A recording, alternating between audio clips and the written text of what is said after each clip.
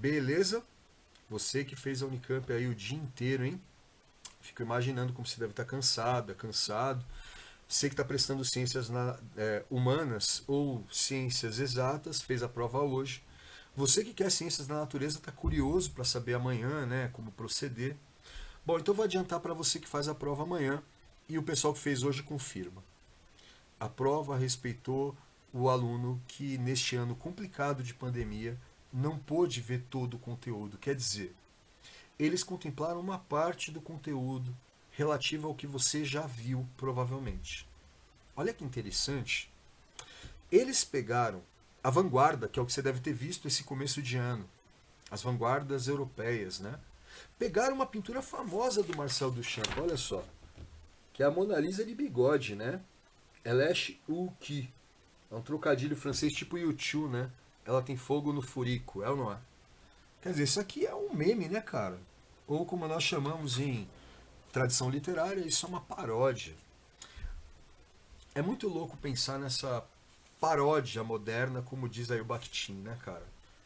A banca da Unicamp aproxima essa forma de pegar um ícone e criticar da forma como os racionais MCs, em Sobrevivendo no Inferno, se apropriam dos valores culturais, religiosos da comunidade, né? Alternativa correta, genial, a incorporação das referências culturais nas canções dos racionais MCs é comparável ao gesto de Marcel Duchamp ao pintar um bigode na Mona Lisa de Leonardo da Vinci. Ambos são apropriações imaginativas e críticas.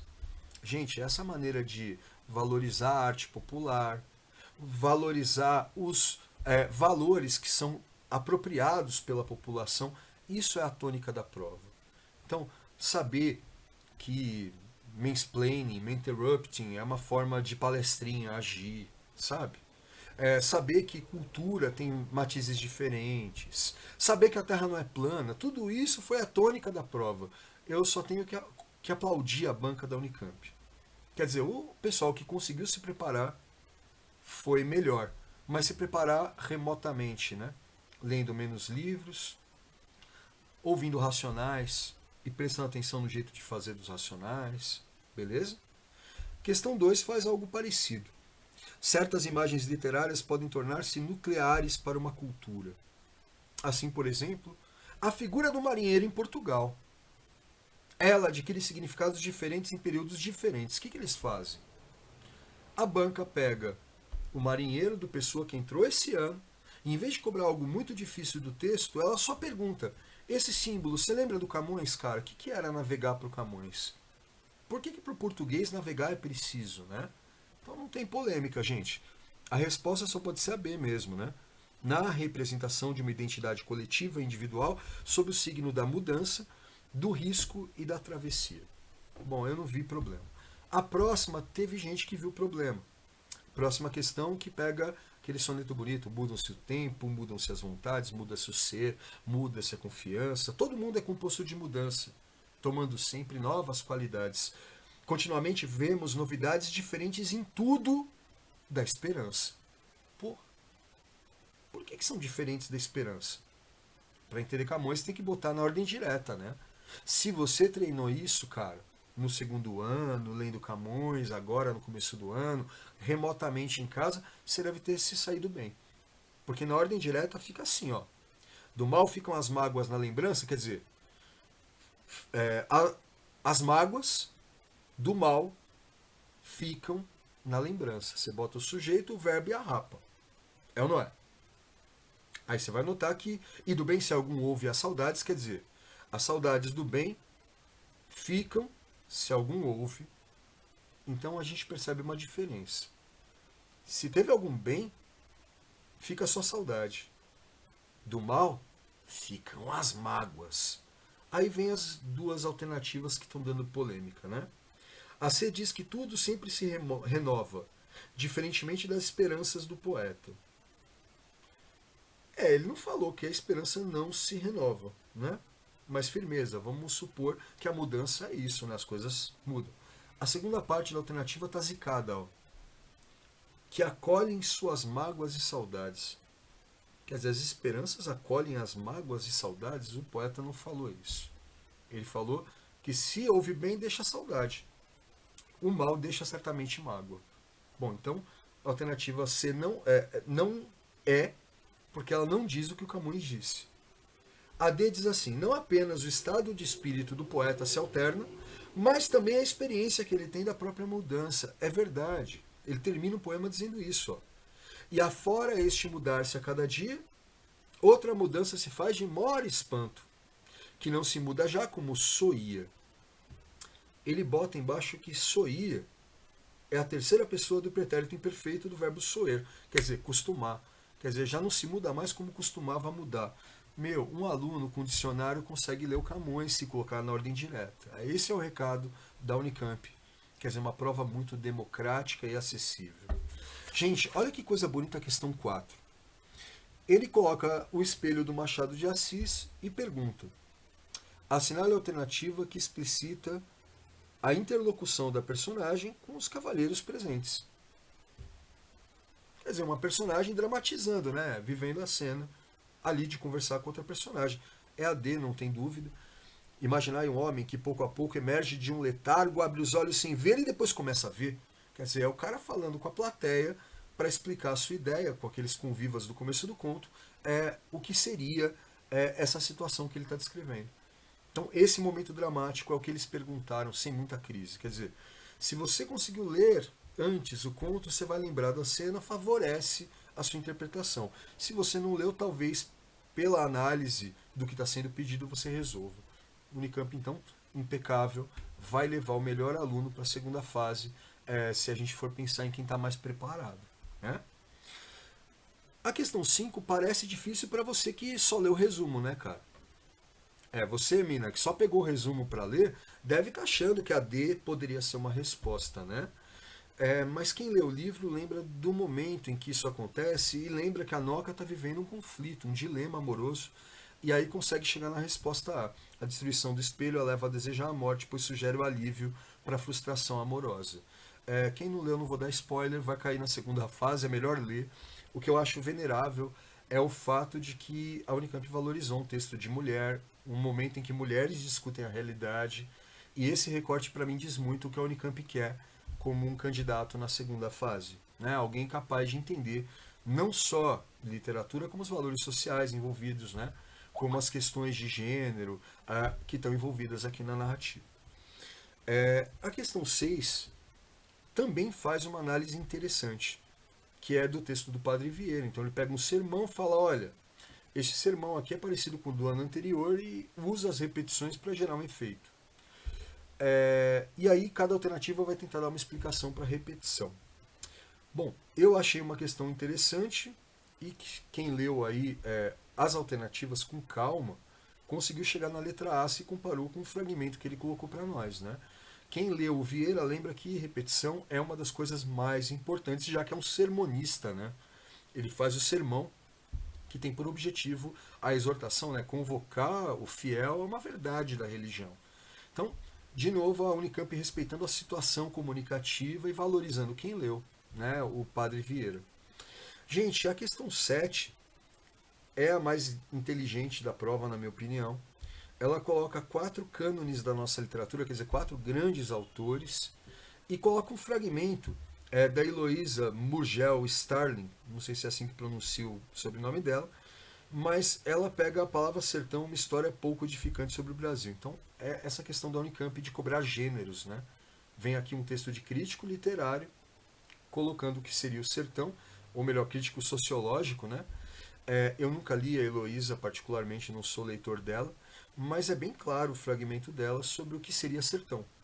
Então, sertão para ela, parafraseando porcamente, não é só um espaço de fronteira aberta, não é só um espaço interno ou um pedaço da geografia feita de terra, mas um pedaço que também tem o lado humano.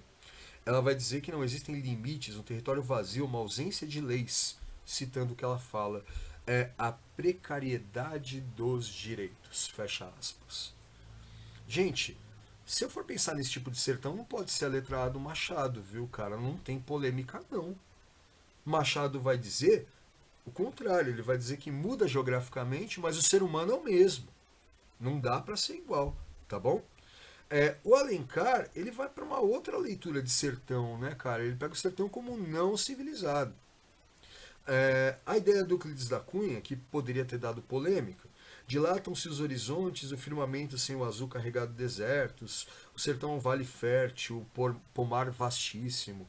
Ele parece até aquela leitura lá da Carta do Caminha, né? Uma leitura otimista do que tem na Terra. A única que pode ser considerada é a segunda metade do primeiro parágrafo do romance mais louco que você vai ler um dia na sua vida, que é o Grande Sertão Veredas, do Guimarães Rosa. Lembra? Nonada! Tiros que o senhor ouviu foram briga de homem. Não, Deus esteja. Olha que coisa linda. Ele pega a descrição que o Riobaldo dá no comecinho, pro doutor, né, pro cara que tá ouvindo, sobre o que é o sertão. Ele diz assim: lugar sertão se divulga. É onde os pastos carecem de fechos, onde um pode torar 10, 15 léguas sem topar com casa de morador, e onde criminoso vive seu Cristo Jesus, arredado de arroxo de autoridade. Gente, que coisa linda, né? É um lugar então que alguém pode fugir da autoridade porque não tem lei. Olha só como isso está bem dentro da noção de sertão, dado então gerada pela Heloísa Murgel ou Murgel. Bom, gente, muito inteligente a pergunta. A questão 8 também não é polêmica. Pergunta: em que alternativa existe um paradoxo? Assim como o paradoxo que a gente vai encontrar aí com a ideia de sertão, né?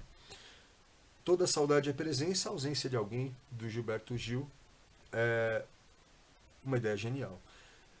De dia de Adorim, de noite estrela sem fim, seria uma outra leitura aí voltada também para o Grande Sertão Veredas. Talvez um prenúncio do que a Unicamp pretende fazer da vida, né? A questão 9, interessantemente, traz um discurso feminista de leitura do padrão de gênero, né? Então, é um coletivo chamado Equipe Asmina, que faz como homem-legenda, né? Quer dizer, pega uma fala e desmonta, desconstrói essa fala colocando uma paráfrase que demonstra a hipocrisia daquela fala. Então são falas do Dia das Mães, tipo: mãe, o trabalho mais difícil do mundo, que estão riscadas, e elas colocam embaixo uma legenda: mãe, um trabalho não remunerado e muito explorado. Quer dizer, uma desconstrução dessa idealização do que seria a mãe, que a mãe tem vocação porque gerou, né? Então, que desconstrói esse padrão. Resposta interessantíssima é a sobrecarga das mães na criação dos filhos, considerando também que há outras formas de maternidade. Parabéns, Unicamp. Bom, das 12 de português que eu quero comentar, eu vou falar da 10, né? A 10 pega o texto mais brilhante da prova, que é a crônica genial do Chico Sá sobre desigualdade. Cara, linda demais. Essa é a questão mais polêmica da prova, tá? Por que ela é polêmica?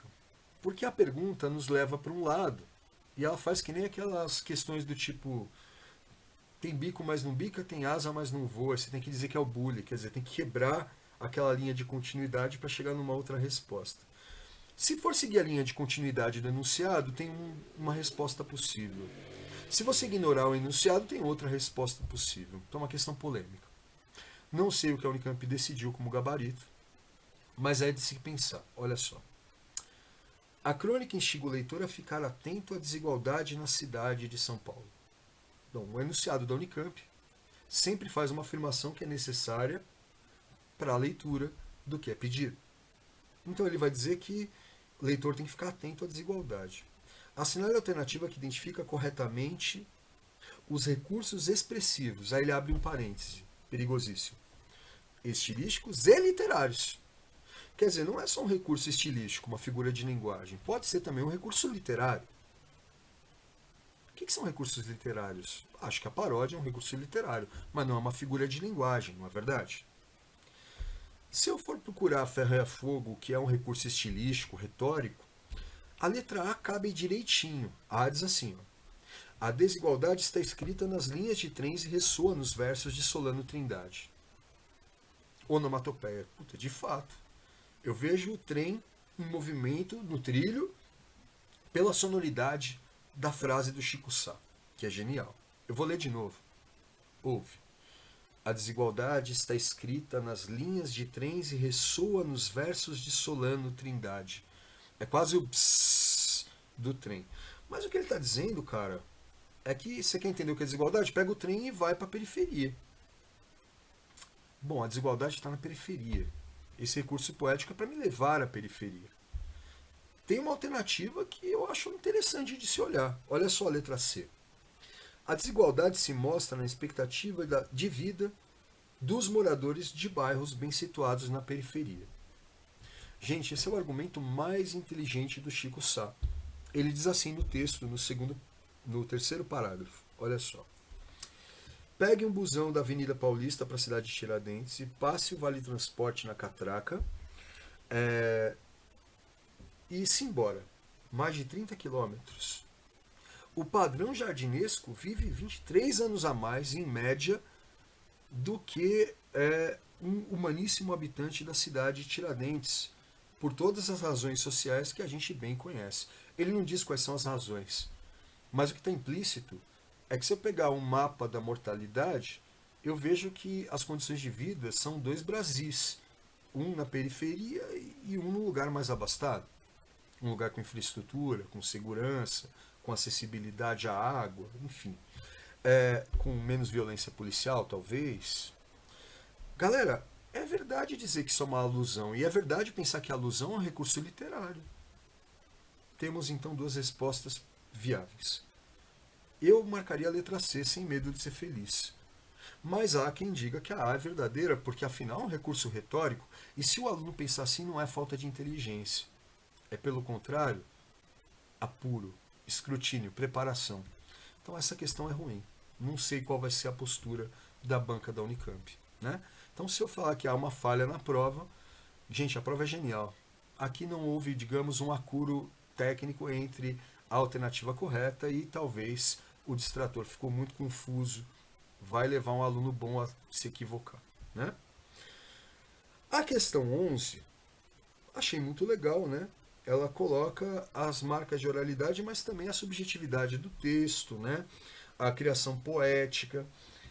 Esse papo de linguagem neutra não existe, viu, moçada? E quando é trabalhado assim, ó, como o Chico Sá fez, a gente chama de grande arte.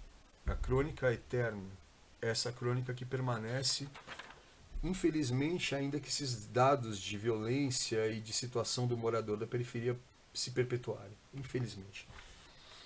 Bom, a questão 12 é um tapa na cara. Eu não preciso dizer nada, né, cara? Vocês viram, né? É uma zoeira com os terraplanistas, bicho. Uma questão ótima. Que a Unicamp parte da ideia de que é errado dizer que a expressão terra vista remete a época em que a Terra ainda era plana. Não, a Terra nunca foi plana, né, moçada? Esse é o pressuposto, né? Mas a resposta correta diz que da imagem de uma biruta mostrando a direção do vento aliada à referência a birutas. A gente tem que ter lido a legenda que está como um lead embaixo do título da manchete da revista, da capa. Então, terra plana à vista, aí vem o lead. No país cujo destino foi desenhado por ventos e velas há 520 anos, hoje abundam birutas. Quer dizer, foi descoberto pelo vento e hoje tem biruta pra caramba, que crê em coisas malucas, né? Tipo Papai Noel. Beleza, moçada? Eu acho que até as questões em inglês você consegue fazer por uma análise que leva em conta valores sociais, leitura de imagem. A prova está de parabéns e eu espero que a prova de amanhã seja igualmente genial. Gente, obrigado. Quem assistiu o vídeo acha pertinente, passa para frente, dá um like e vamos promover aí a discussão, porque discussão é tudo que nós precisamos para gerar as melhores ideias. Aquele abraço, boa preparação e boa prova, hein?